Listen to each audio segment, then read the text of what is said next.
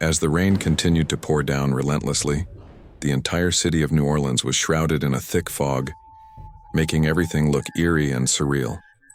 The streets were deserted, and the only sound that could be heard was the drumming of the raindrops on the pavement. It was during one of these particularly heavy downpours that something strange happened. A road appeared. It wasn't just any road. It was a road that seemed to have been made specifically for me. The road stretched out before me like an open invitation, leading me on an adventure that I couldn't refuse. My name is Alex. I'm a writer and a traveler who's always on the lookout for the next great story. When I heard about the mysterious road that only appears on rainy dawns, I knew I had to see it for myself. For weeks, I had been wandering around New Orleans, talking to locals and searching for clues.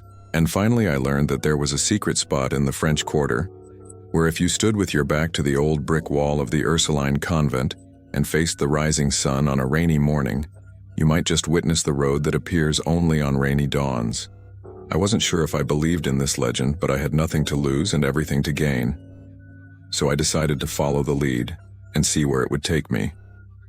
On the morning of June 26, 1831, I got up early and headed over to the French Quarter. The sky was overcast and there were already signs of rain in the air. I found the spot where they told me to stand and waited. At first, nothing happened. The rain began to fall and I started to feel a sense of disappointment.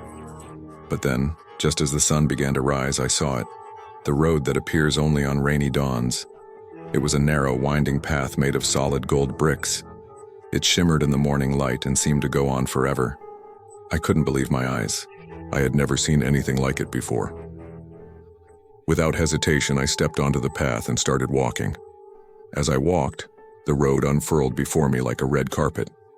It led me through the fog-filled streets of New Orleans, past abandoned buildings and overgrown gardens. The closer I got to the end of the road, the more curious I became. Where did this golden path lead to? Who had built it and why?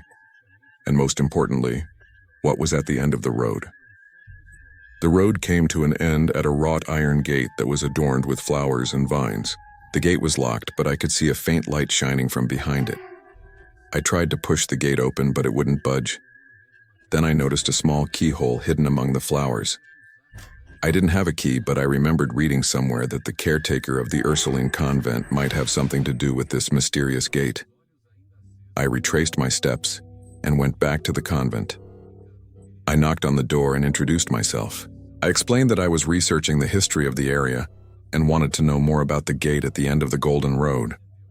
The caretaker was an old woman with a kind face and knowing eyes. She didn't say much, but she invited me in and led me to a small room filled with books and documents.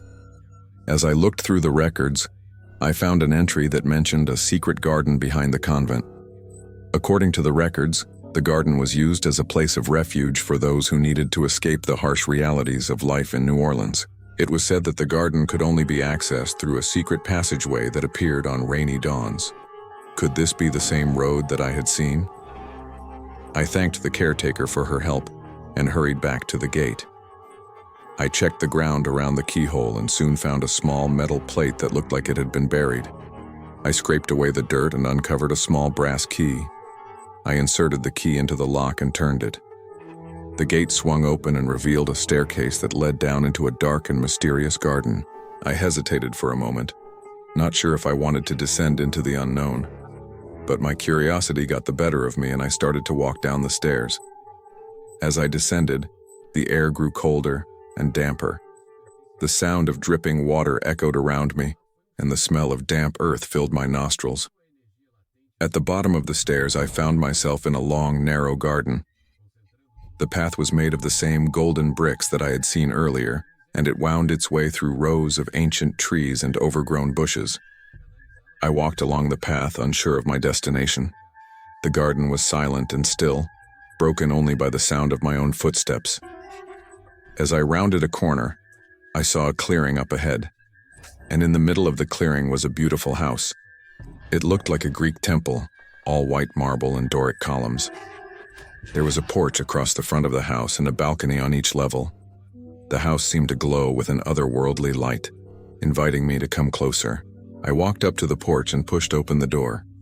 Inside, the house was just as magnificent. The walls were decorated with intricate carvings and the floor was made of polished marble. There were couches and chairs scattered around, all covered in white sheets. In the center of the room was a grand staircase that spiraled upwards. I explored the house, but there was no sign of life. It felt like I was the only person in the world. Then I noticed a door at the back of the room. I opened it and stepped outside. I had never seen so much beauty in my life. Behind the house, there was a vast garden that stretched as far as the eye could see. There were flowers of every color imaginable, and the air was filled with the sound of birdsong. I spent hours exploring the garden, and the more time I spent there, the more I felt at peace. It was like a secret paradise hidden away from the rest of the world.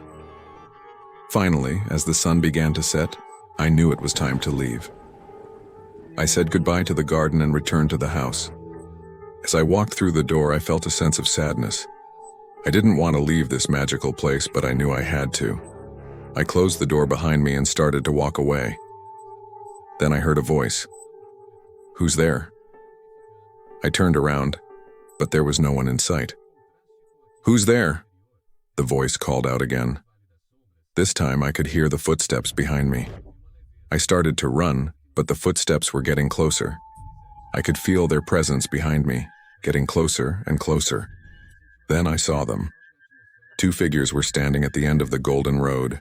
They were tall and thin with long, pale faces and glowing red eyes. Their skin was white as snow and their lips were curled into cruel smiles. They started to walk towards me, and I knew I had to get out of there. I turned and ran as fast as I could. The figures were quick, though, and they were soon upon me. They reached out their hands and grabbed me by the shoulders. Then everything went black. I woke up lying on the ground in front of the convent. It was still raining, but the sun was beginning to peek through the clouds. The road that appears only on rainy dawns was gone. Had it all been a dream? I wasn't sure.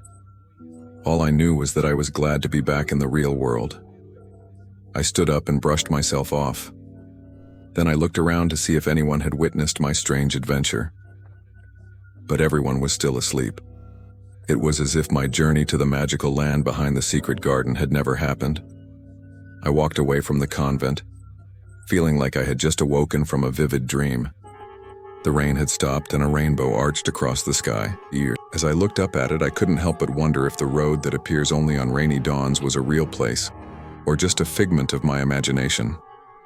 To this day, I'm not sure what to believe. But one thing I know for sure is that the adventure changed me. It taught me to never stop believing in the impossible, and to always be open to the wonders that life has in store for us. If you ever find yourself in New Orleans on a rainy day, I encourage you to visit the French Quarter. Who knows what you might find? You just need to have an open mind and a sense of adventure. And with that said, I hope you enjoyed my story.